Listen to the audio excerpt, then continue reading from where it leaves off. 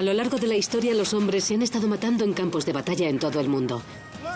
En esta serie, nuestros expertos, el arqueólogo Stuart Pryor y el exmarín Monty Halls, rebuscan en el tiempo para hallar las máquinas de matar más formidables y espeluznantes de la humanidad.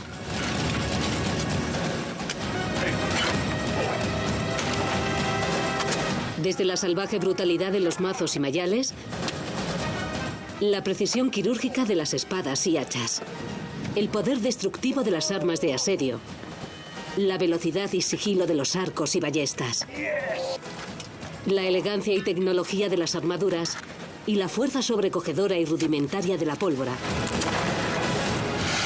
Monty y Stuart buscarán su arma perfecta. El arma perfecta. Hoy, aceros de batalla.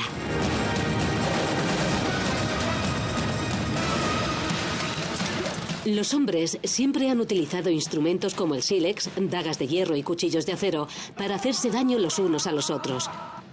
Lo afilado revela una imperfección fundamental en humanos y animales. Si nos cortan, sangramos, y un gran corte o puñalada puede matar. Y de hecho, un arma con filo sigue siendo parte de los arsenales de los soldados más modernos. Para investigar los pros y los contras de una variedad de aceros de batalla a lo largo de la historia, hemos traído a dos expertos extremadamente diferentes. El primero es el exmarine Monty Halls. Sigue siendo un soldado en activo a tiempo parcial. Como marine totalmente entrenado, está acostumbrado a trabajar con las armas de fuego más modernas, como es el SA-80 y la metralleta común. Nuestro otro probador es el arqueólogo, el Dr. Stuart Pryor. Stuart es un académico de la Universidad de Bristol, donde se especializa en castillos normandos y armas medievales.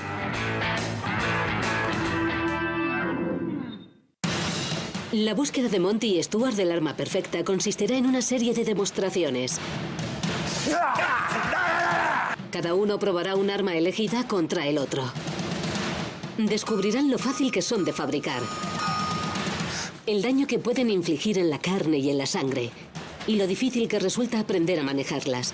Investigarán en profundidad sus debilidades y sus fortalezas, y por último serán testigos de una lucha de uno contra uno. Solo entonces podrán declarar su arma perfecta. Para familiarizarse con la gama y la variedad de armas de filo, Monty y Stuart tienen la oportunidad de echar un vistazo a las armas de filo más letales de la historia. Stuart le ha echado el ojo al hacha de guerra vikinga del siglo XI. Fue una de las armas utilizadas con grandes resultados por las tropas de élite del rey Harold, los Huscarles, en la batalla de Stamford Bridge. Esta es la espada de la Edad de Bronce, el pilar del armamento prehistórico celta. El bronce es un metal maleable, así que para que sean fuertes las hojas han de ser cortas y gruesas. Esto las convierte en una herramienta efectiva para acuchillar y apuñalar. Formaban parte del arsenal de las multitudes celtas que en el año 390 a.C.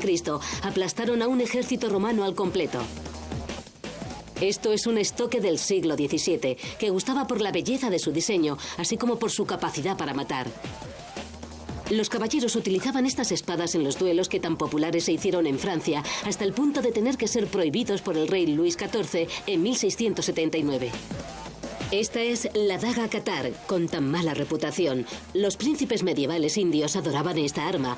Podían perforar las armaduras de cota de malla de cerca. Y la europea daga Bollock, diseñada especialmente con una forma fálica.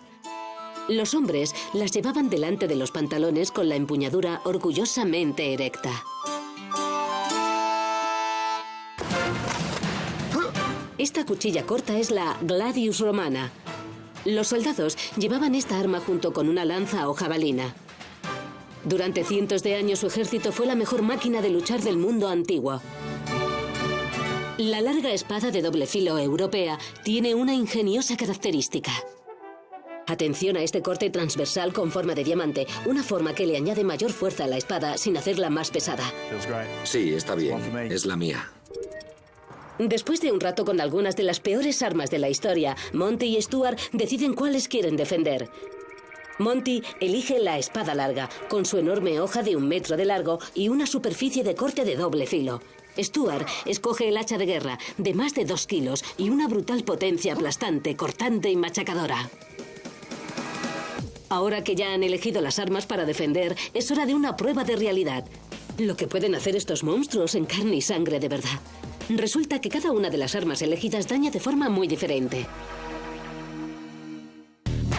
A una velocidad 80 veces más lenta que el tiempo real, podemos ver que el hacha de guerra es una herramienta de corte brutal. Su cuchilla grande y pesada aplasta y machaca más que cortar. Se puede ver por la cantidad de restos que saltan de la sandía. Pero la espada produjo un corte más eficaz y limpio. La sandía apenas se mueve y los restos son mínimos. Pero la fruta solo nos enseña un poco. Es hora de una prueba de verdad del arma sobre la carne, y para descubrir el daño que realmente pueden infligir, Monty y Stuart acuden a un testigo experto, el comandante cirujano Mike Edwards. Bien, adelante, démosle. Allá vamos. El primero en probar su arma es Monty Holtz con la espada larga. Vale, Céntrate, amigo. allá vamos.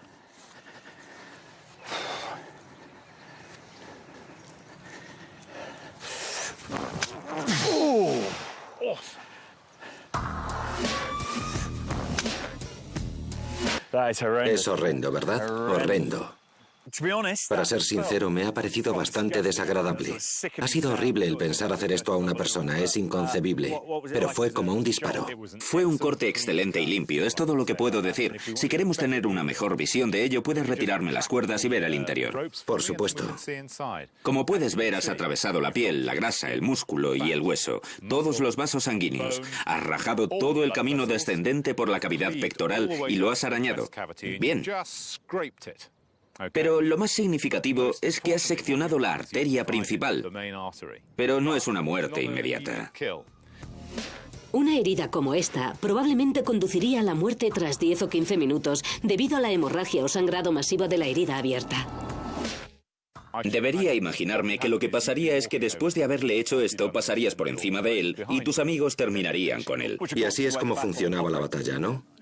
La espantosa realidad queda confirmada por los restos de los campos de batalla medievales. En la batalla de Taunton, durante la Guerra de las Dos Rosas en 1461, miles de hombres heridos fueron masacrados. Sus cráneos muestran la barbarie de la batalla. ¿Crees que aquí se hizo el trabajo? Se hizo el trabajo, sí. Se hizo bien hecho.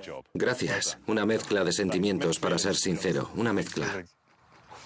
A Monty le afectó claramente toda esta experiencia. Es un poco desagradable, la verdad. ¿Oísteis ese sonido? Esa especie de sonido sordo y carnoso. El campo de batalla resonaría con ese sonido espantoso. Y también la sensación de atravesar la carne.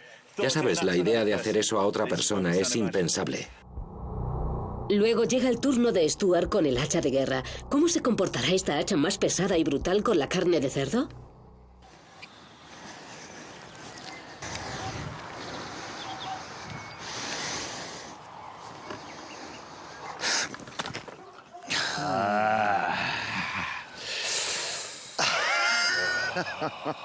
Está dentro, ¿eh?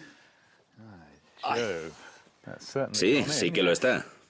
Es una herida asquerosa. Asquerosa. Has atravesado los tejidos blandos. Has atravesado la cavidad pectoral.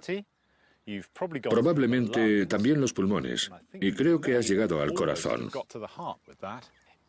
No es tan afilada como la espada, pero ha causado un mayor estropicio.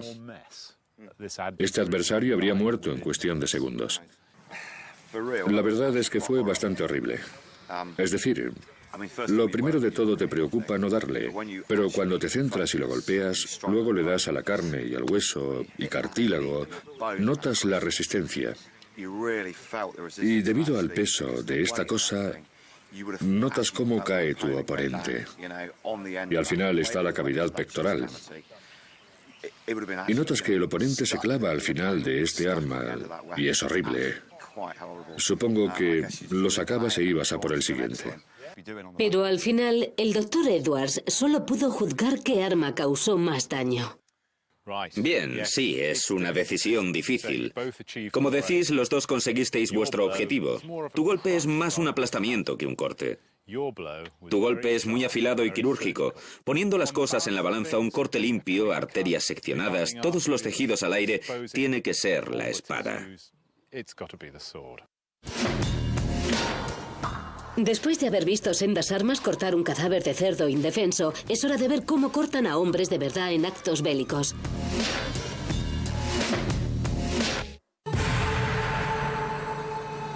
Estos esqueletos tienen más de 3000 años.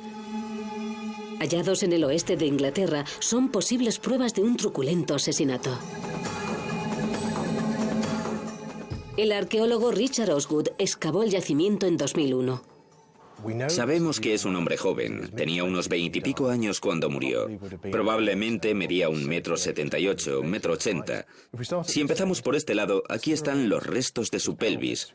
Y es un claro ejemplo de los combates de la Edad de Bronce.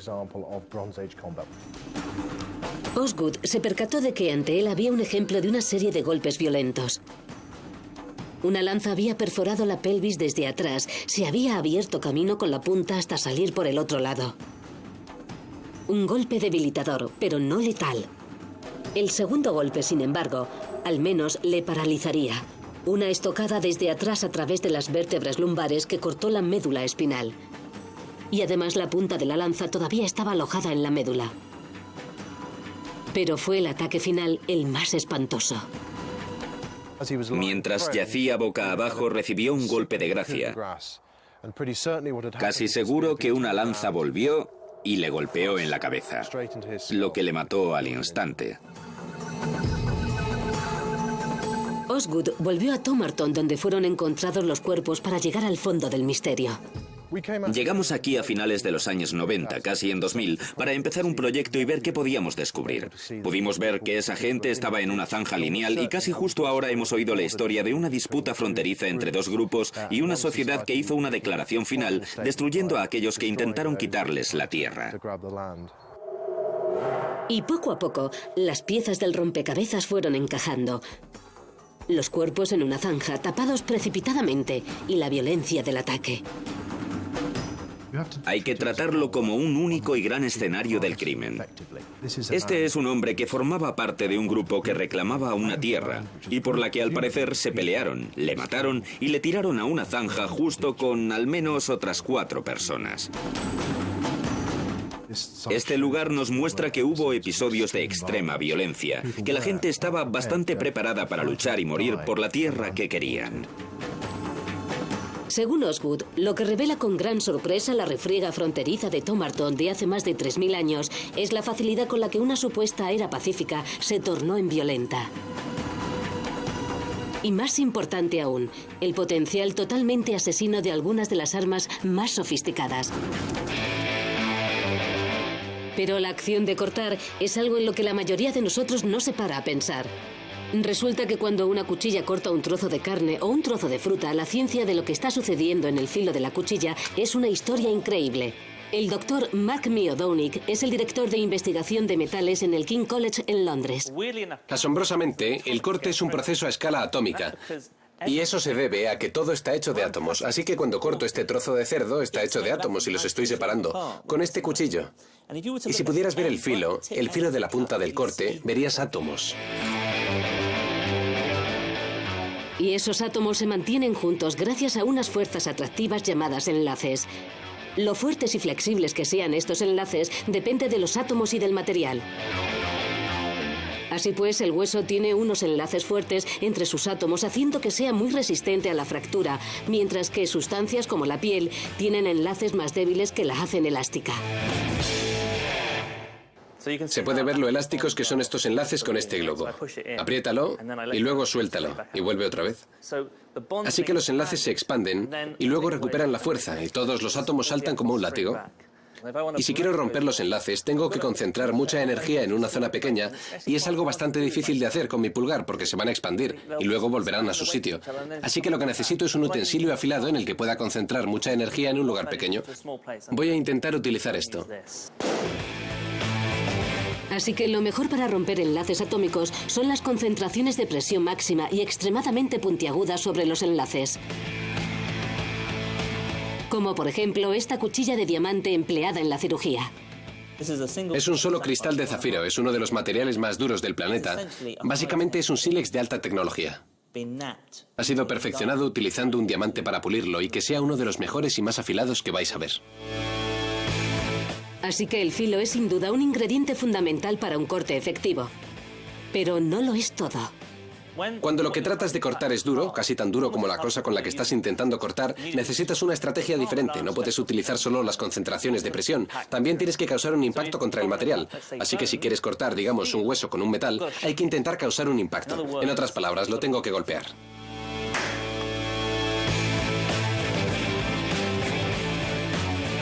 Así pues, para que un arma eficaz corte carne y hueso, tiene que estar lo más afilada posible para romper los enlaces elásticos de la piel. Y tiene que ser lo suficientemente fuerte para soportar la gran presión al cortar el hueso. ¿Qué material podría cumplir estos dos criterios?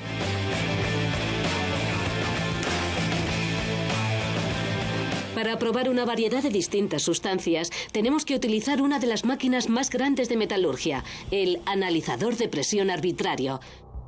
Puede retorcer y doblar a presiones extremadamente elevadas.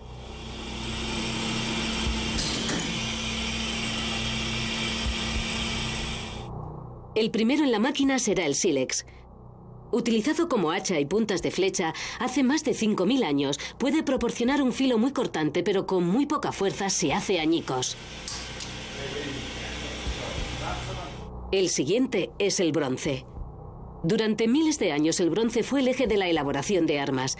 Podía ser muy afilado, pero es pesado y tendía a deformarse con facilidad. Y esto queda confirmado por el analizador de presión. En el año 1000 a.C., el hierro comenzó a utilizarse en Europa. La introducción del hierro llevó armas mucho más fuertes.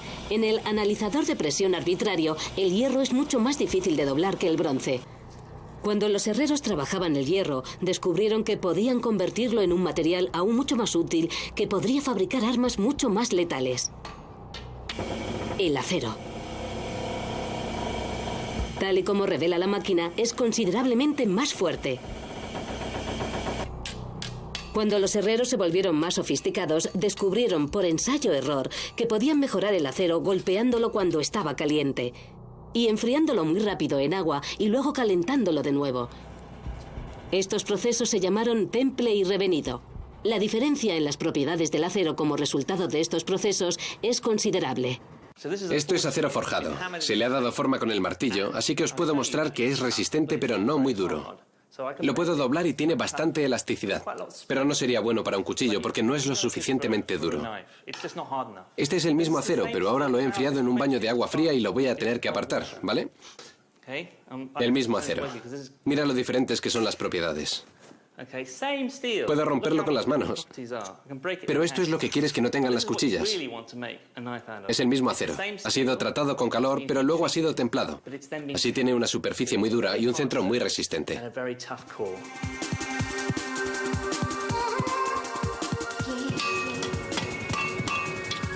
Al haber descubierto estas técnicas, el arte de los herreros se volvió más sofisticado e iban luchando por crear cuchillas resistentes y eficaces.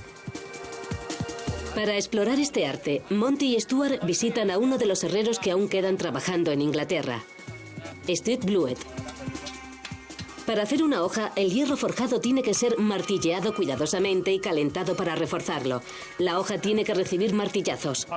Estoy creando una especie de daga perversa con forma de gancho. El brazo ya me duele una barbaridad. La habilidad consiste en hacer una hoja que sea tanto afilada como fuerte. Monty y Stuart demuestran por qué para hacer hojas se requieren artesanos altamente cualificados.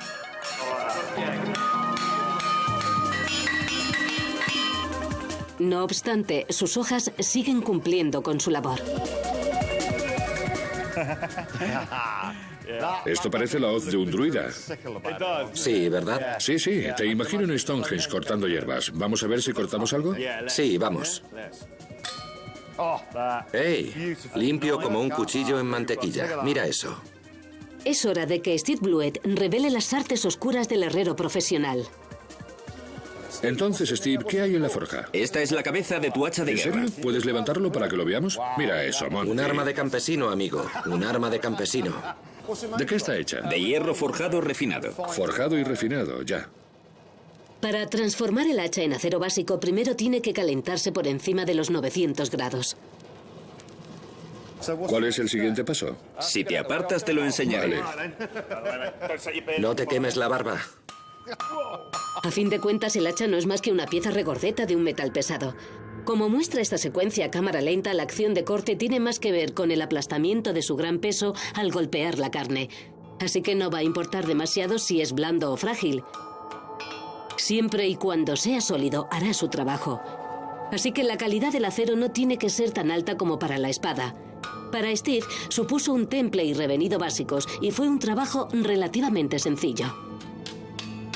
Mientras que, debido a su forma equilibrada, la espada requiere una técnica de herrero más avanzada. Me da a mí que es bastante más fácil de hacer. Es simplemente un trozo plano de metal. Una espada de doble filo en realidad tiene 4 lados que hay que trabajar. Así que hay que hacer los 4 lados paralelos, planos y todo tiene que ser bastante simétrico. Así que se requiere gran concentración a la hora de hacerlo plano y trabajar los filos. Es un proceso complicado. Steve utiliza una técnica para hacer acero que ha sido utilizada por los herreros durante cientos de años. Calienta la hoja hasta que se pone al rojo vivo y luego la golpea con un martillo. Los golpes y el calor adhieren el carbono del carbón a la hoja y este carbono ayuda a que el hierro se transforme en acero. Pero conseguir la cantidad apropiada de carbono y trabajar el metal es un auténtico arte. Demasiado poco y el metal es demasiado blando, demasiado y se vuelve frágil.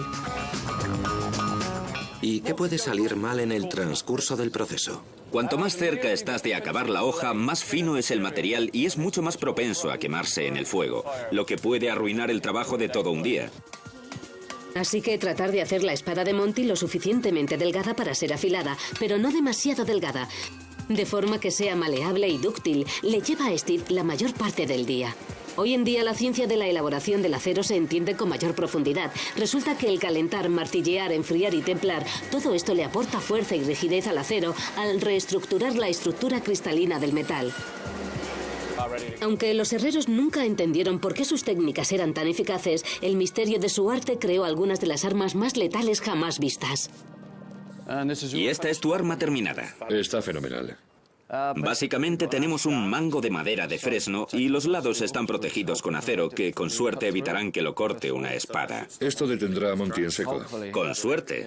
Tenemos una buena punta al final para atravesar las cotas de malla y luego, por supuesto, la parte principal es la cabeza del hacha. Una hoja cortante en ese lado y una cabeza de martillo en este lado. Perfecto para atravesar armaduras. Así que te apuñalan, cortan y aporrean. Fantástico. Y con suerte sería todo a la vez.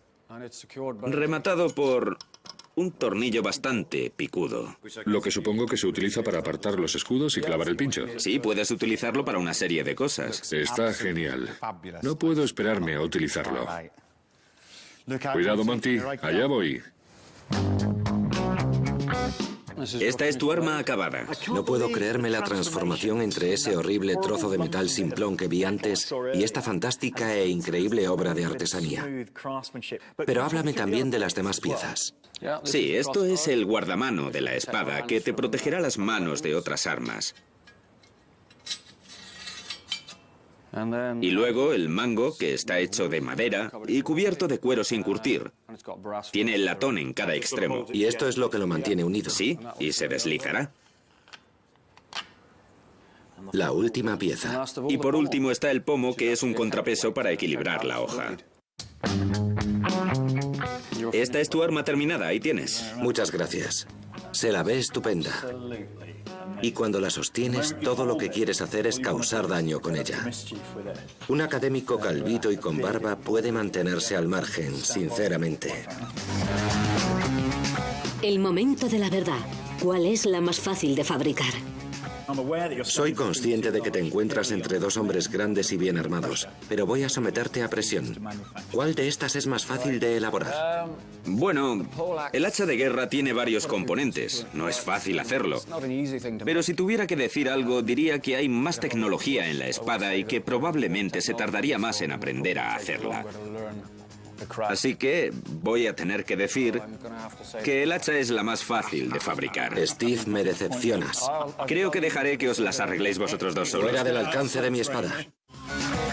Ahora con sus armas en mano, Monty y Stuart se dan cuenta de uno de los problemas cruciales de estas bestias. Son grandes y difíciles de manejar.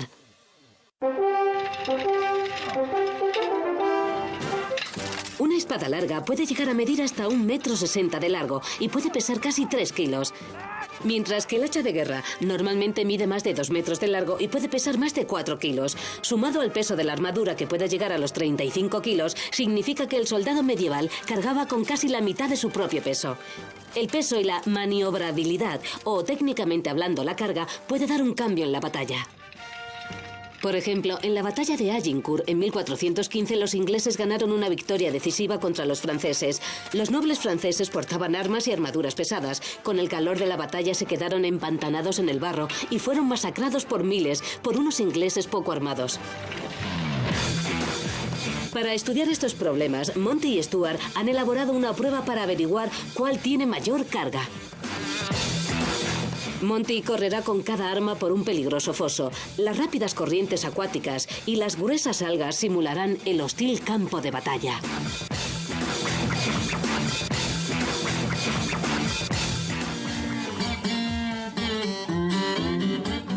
¿Listo, amigo? Vamos. Más rápido, vamos, a un soldado. Un poco de esfuerzo, amigo. Vamos, ponle empeño.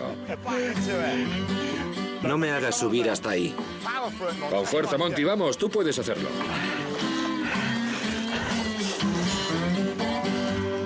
Más deprisa. Vamos. 1 minuto 12 segundos. Fantástico. Porquería. Fantástico. Porquería. ¿Ha sido difícil? Ha sido difícil. Ha sido muy revelador para mí. Me sentí vulnerable, con las dos manos en el arma, y perdía el equilibrio. Sí, vamos. ¿Un té? Ahora no. Después fue el turno de la espada. Y tradicionalmente la espada tenía una ventaja que el hacha de guerra nunca tuvo. Normalmente venía con una vaina. Aquí hay un poco de diferencia porque es mi arma. Lo que puedo hacer es colgármela de la espalda para que no me estorbe la carga. Y con suerte podría hacerlo más rápido esta vez.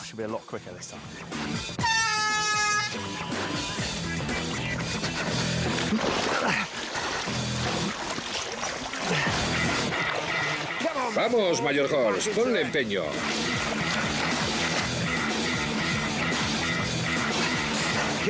Vamos, soldado.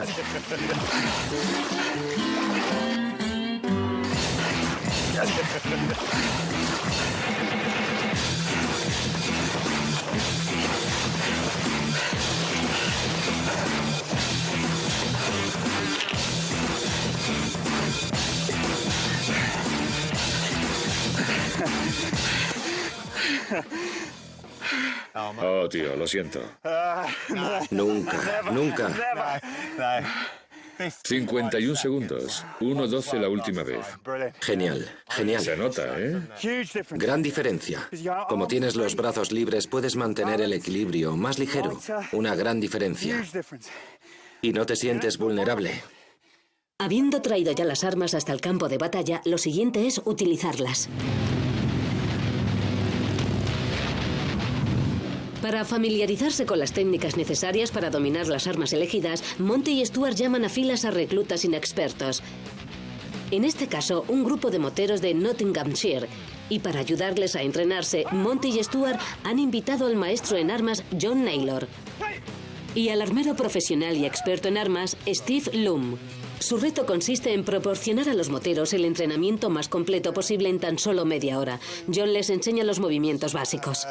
Clavícula, abajo el corazón y por el estómago. Y está hecho en diagonal.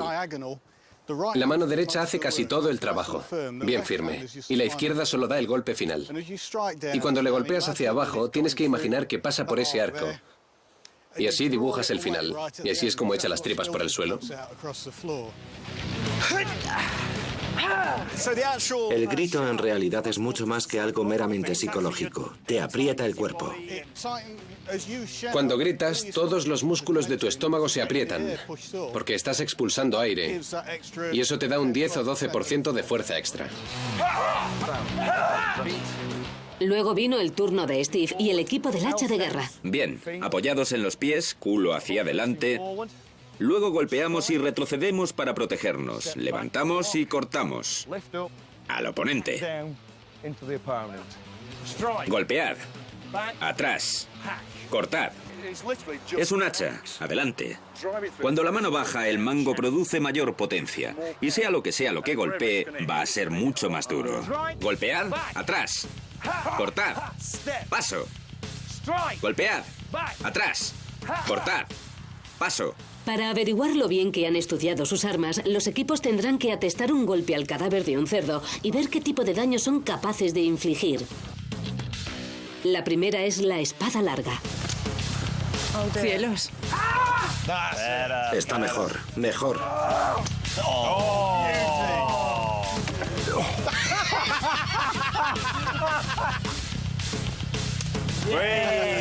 Excelente. La siguiente es el hacha. Cógela y presiona. Puedes notar un poco algo extraño, pero un par de golpes y listo.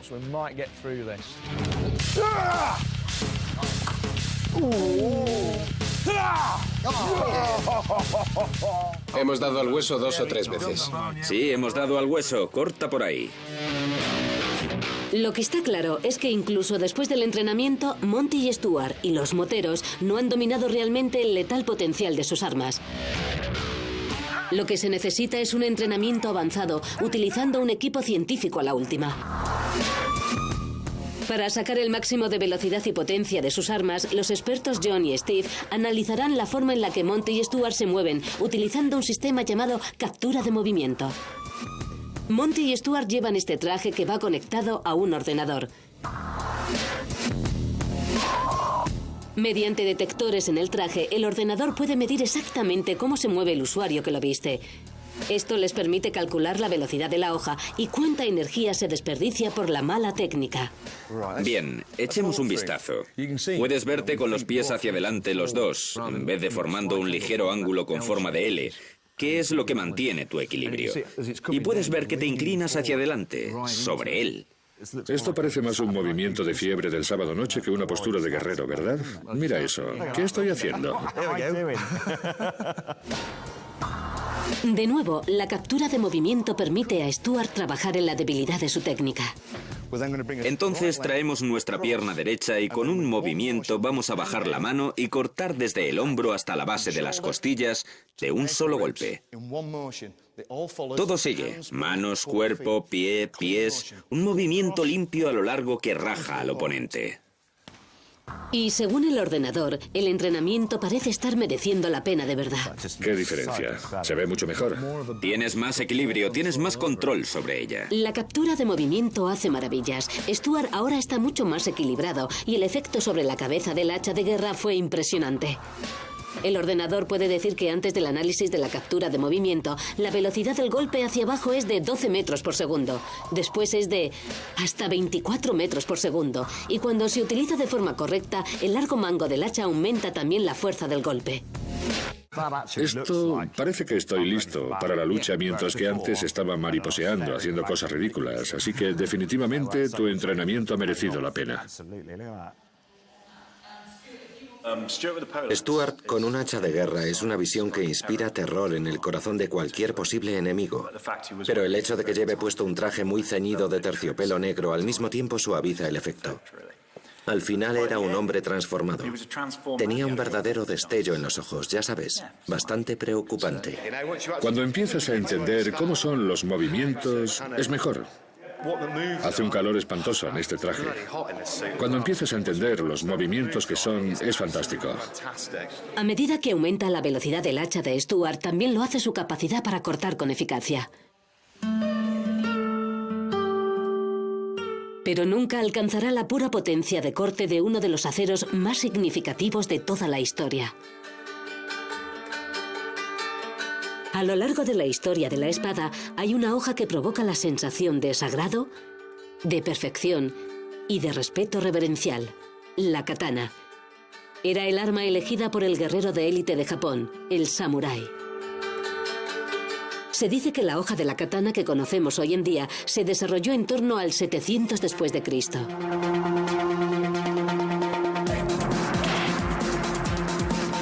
Paul Smith es un experto en Kashima Shin-ryu, la técnica más antigua de supervivencia con espada japonesa.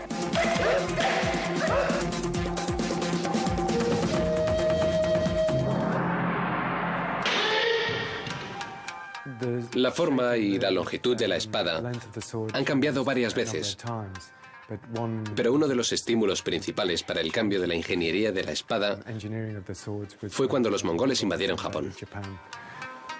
Las invasiones mongoles de 1274 y 1281 contribuyeron a la necesidad de una espada muy fuerte, y los japoneses emplearon varias técnicas de elaboración ingeniosas. En el temple, la hoja se deja al descubierto y la parte trasera de la espada se empaqueta con arcilla pringosa.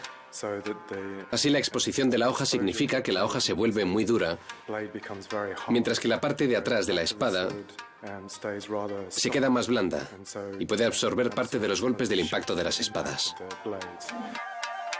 La fuerza de la katana se debe a un acero que es enrollado y martilleado una y otra vez por herreros expertos, creando así un arma que contiene miles de capas. Podría llevarle semanas a un equipo de artesanos hacer una katana. Esto hace que sea un trabajo mucho más intenso que el de la espada de Monty, que solo se tardó un día en fabricar. El proceso produce un filo de corte increíblemente duro y afilado con un centro y parte trasera más blandos que absorben los choques. Esto significa que las espadas no son totalmente frágiles y tienen menos tendencia a romperse cuando chocan entre sí. Pero la espada es solo un aspecto de la mitología samurái. Como espadachines, su habilidad con las armas era legendariamente asombrosa. Kenjutsu se traduce literalmente como el camino de la espada, y como la mayoría de las disciplinas de espada, incluye 6 golpes principales, uno directo a la cabeza y al cuerpo, uno desde el hombro derecho a la cadera izquierda, uno del hombro izquierdo a la cadera derecha y al revés.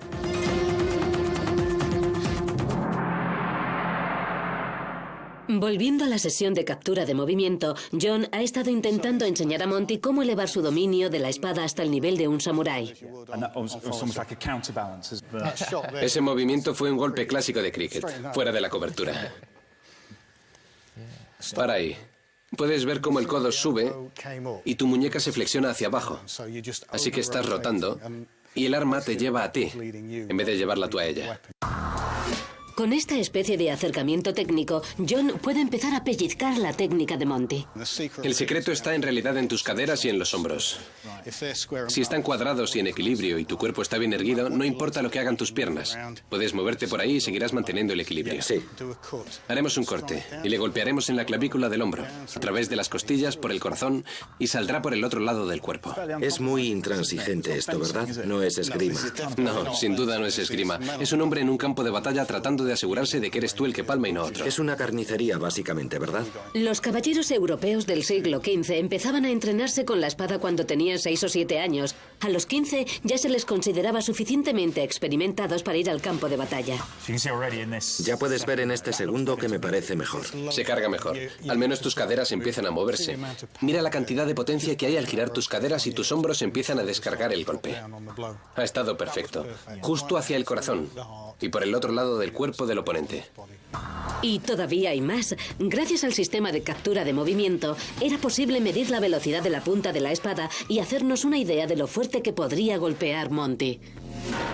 Tras el entrenamiento, la punta de la espada ha duplicado su velocidad hasta unos asombrosos 20 metros por segundo. La misma velocidad que un coche que viaja a más de 70 kilómetros por hora. También hay algunos trucos con los dedos. Por ejemplo, apretando los 2 dedos más pequeños en el extremo del arco, te da un 15% de velocidad extra en la punta. Así que hay muchas cosas, no solo grandes movimientos.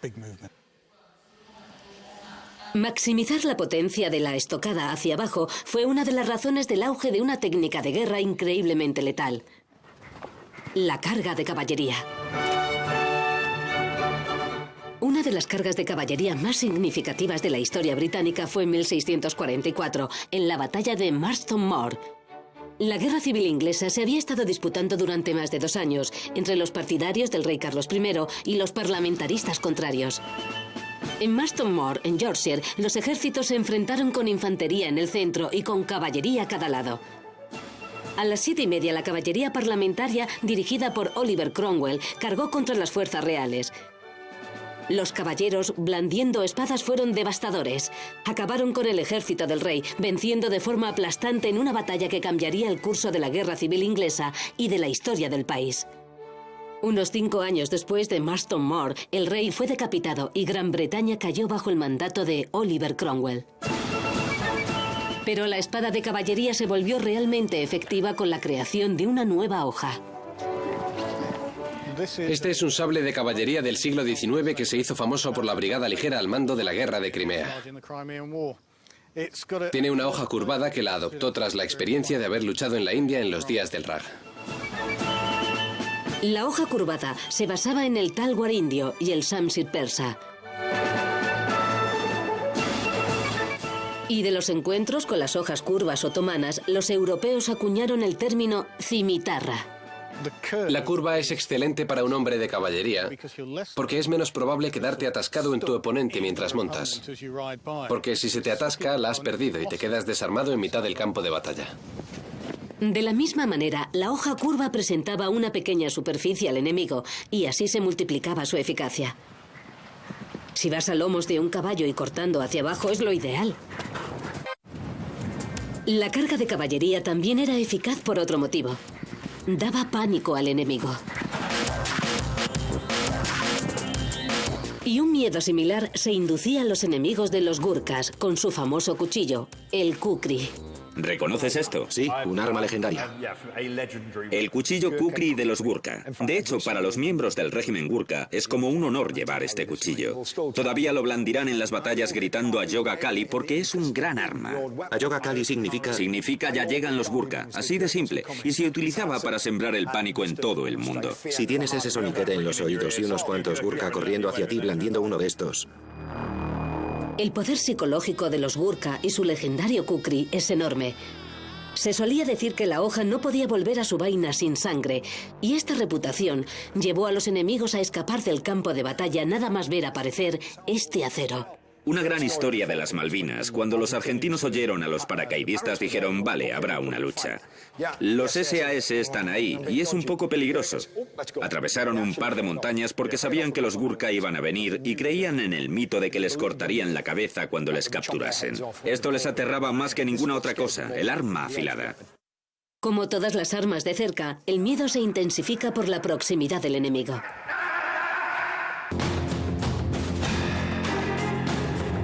La próxima prueba investiga cómo son en comparación las armas de Monty y Stuart cuando se enfrentan la una a la otra en una pelea.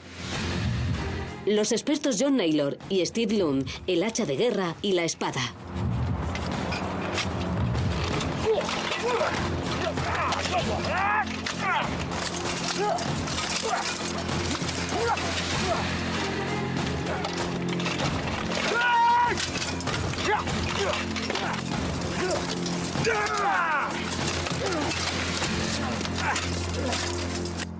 El hacha de guerra es un arma increíblemente devastadora. El inconveniente es que si estás luchando uno contra uno con un oponente, sobre todo cuando es alguien más ligero que tú, se puede mover, agacharse y esconderse, esquivar y escabullirse, y te va a costar bastante cogerle. La clave es que el hacha de guerra es un abrelatas. Así que todo el rato intento mantenerlo alejado, mantenerme fuera del alcance.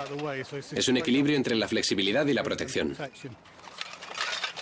El inconveniente del hacha de guerra es que mientras sueltas toda esa potencia, tienes que hacer muchísimo esfuerzo. Está tan acorazado que esta cosa no va a cortarlo todo. Voy a tener que intentar utilizar la punta. Y por eso en el siglo XVI se pasó a las ambiciosas espadas y empezaron a dominar los campos de batalla. Lo que está claro es que los hombres con armadura son difíciles de batir, incluso con las herramientas apropiadas. Lo que se necesita es un nivel de habilidad suficiente para golpear a la armadura en sus puntos débiles: el cuello, debajo del brazo y en el hombro. Para ver los buenos que son Monty y Stuart con sus armas, hemos preparado una prueba de precisión con fruta. ¡Oh! ¡Genial! Vaya, Como cortar mantequilla. no voy a armar un lío. Vamos.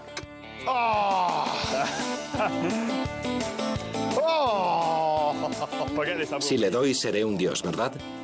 Quedaré impresionado. Strike 1. Le he despeinado el pelo. Creo que vi un poco de zumo. No, mira eso, le corté la parte de arriba. Ni hablar, ni hablar. Es una uva herida de muerte. Le diste. Bien hecho, tío. Totalmente genial. Buena suerte, tío. No le quites ojo ni un segundo. Nunca le des la espalda a una sandía. Por supuesto, podría escaparse. Eso es. Bien hecho, tío. Eso fue un corte de pelo. Dale.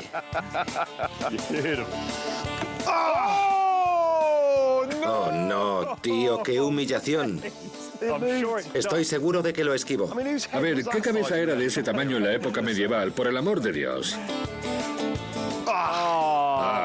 Ni en broma, tío, ni en broma. Es un poco pequeño, ¿no? Creo que te va a hacer gracia. Es una tontería, ¿no? ¿Quieres que te la pele? Es un arma para aplastar y machacar, no una pelauvas. Pero si lo consigues, serás una leyenda. Una leyenda de mi almuerzo. Lo hiciste. Bueno, la tiré de la mesa. Lo hiciste. Veamos los daños. De nuevo, la espada larga demuestra su superioridad, siendo el arma más útil en términos de precisión. Por esto, por su eficacia como arma de destrucción, su relativa sencillez de uso y su peso ligero y portabilidad, Monty y Stuart no dudan al nombrarla el arma perfecta. ¿Está dañada? ¿Hay una marca en la uva? Sí, está dañada. No, me temo que no hay daño. Buen golpazo, buen golpazo. Buen uvazo. Buen uvazo.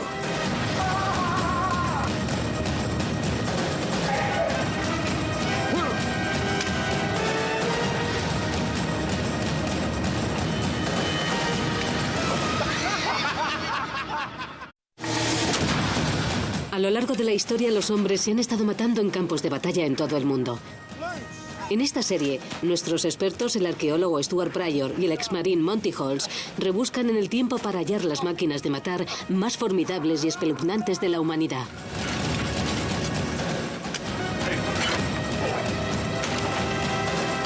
Desde la salvaje brutalidad de los mazos y mayales, la precisión quirúrgica de las espadas y hachas, el poder destructivo de las armas de asedio, la velocidad y sigilo de los arcos y ballestas, la elegancia y tecnología de las armaduras y la fuerza sobrecogedora y rudimentaria de la pólvora. Monty y Stuart buscarán su arma perfecta. El arma perfecta. Hoy, aceros de batalla.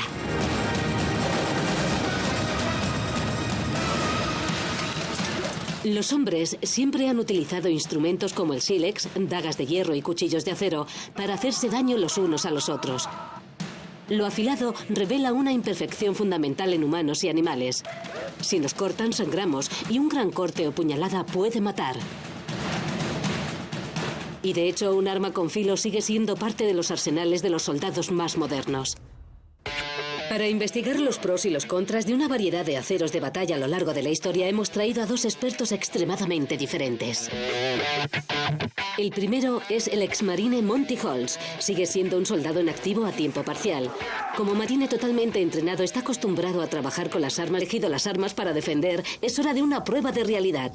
Lo que pueden hacer estos monstruos en carne y sangre de verdad. Resulta que cada una de las armas elegidas daña de forma muy diferente. A una velocidad 80 veces más lenta que el tiempo real, podemos ver que el hacha de guerra es una herramienta de corte brutal. Su cuchilla grande y pesada aplasta y machaca más que cortar. Se puede ver por la cantidad de restos que saltan de la sandía. Pero la espada produjo un corte más eficaz y limpio. La sandía apenas se mueve y los restos son mínimos. Pero la fruta solo nos enseña un poco. Es hora de una prueba de verdad del arma sobre la carne, y para descubrir el daño que realmente pueden infligir, Monty y Stuart acuden a un testigo experto, el comandante cirujano Mike Edwards. Bien, adelante, démosle. Allá vamos. El primero en probar su arma es Monty Holtz con la espada larga. Vale, Céntrate, amigo. allá vamos.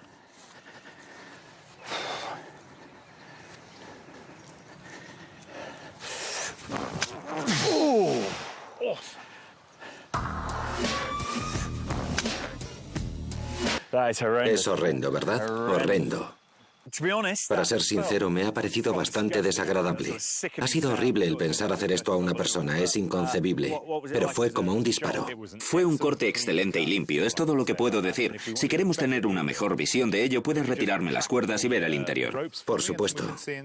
Como puedes ver, has atravesado la piel, la grasa, el músculo y el hueso. De fuego más modernas, como es el SA-80 y la metralleta común. Nuestro otro probador es el arqueólogo el Dr. Stuart Pryor. Stuart es un académico de la Universidad de Bristol, donde se especializa en castillos normandos y armas medievales.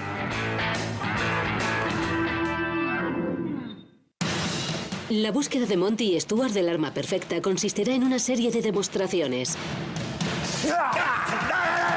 Cada uno probará un arma elegida contra el otro. Descubrirán lo fácil que son de fabricar, el daño que pueden infligir en la carne y en la sangre, y lo difícil que resulta aprender a manejarlas. Investigarán en profundidad sus debilidades y sus fortalezas, y por último serán testigos de una lucha de 1 contra 1. Solo entonces podrán declarar su arma perfecta. Para familiarizarse con la gama y la variedad de armas de filo, Monty y Stuart tienen la oportunidad de echar un vistazo a las armas de filo más letales de la historia. Stuart le ha echado el ojo al hacha de guerra vikinga del siglo XI. Fue una de las armas utilizadas con grandes resultados por las tropas de élite del rey Harold, los Huscarles, en la batalla de Stamford Bridge. Esta es la espada de la Edad de Bronce, el pilar del armamento prehistórico celta. El bronce es un metal maleable, así que para que sean fuertes las hojas han de ser cortas y gruesas. Esto las convierte en una herramienta efectiva para acuchillar y apuñalar. Formaban parte del arsenal de las multitudes celtas que... Todos los vasos sanguíneos. Has rajado todo el camino descendente por la cavidad pectoral y lo has arañado. Bien. Pero lo más significativo es que has seccionado la arteria principal. Pero no es una muerte inmediata. Una herida como esta probablemente conduciría a la muerte tras 10 o 15 minutos debido a la hemorragia o sangrado masivo de la herida abierta. Debería imaginarme que lo que pasaría es que después de haberle hecho esto pasarías por encima de él y tus amigos terminarían con él. Y así es como funcionaba la batalla, ¿no? La espantosa realidad queda confirmada por los restos de los campos de batalla medievales. En la batalla de Taunton durante la Guerra de las Dos Rosas en 1461, miles de hombres heridos fueron masacrados. Sus cráneos muestran la barbarie de la batalla. ¿Crees que aquí se hizo el trabajo? Se hizo el trabajo, sí. Se hizo bien hecho. Gracias. Una mezcla de sentimientos, para ser sincero. Una mezcla. A Monty le afectó claramente toda esta experiencia. Es un poco desagradable, la verdad. ¿Oísteis ese sonido? Esa especie de sonido sordo y carnoso. El campo de batalla resonaría con ese sonido espantoso. Y también la sensación de atravesar la carne. Ya sabes, la idea de hacer eso a otra persona es impensable. Luego llega el turno de Stuart con el hacha de guerra. ¿Cómo se comportará esta hacha más pesada y brutal con la carne de cerdo?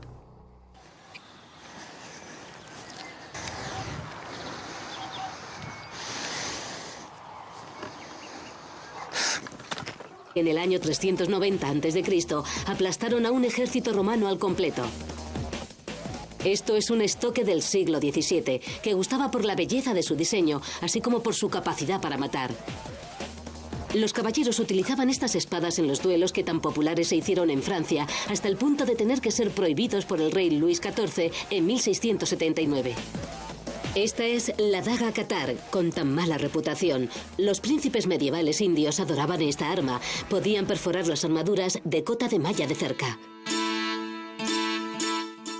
Y la europea daga Bolok, diseñada especialmente con una forma fálica. Los hombres las llevaban delante de los pantalones con la empuñadura orgullosamente erecta.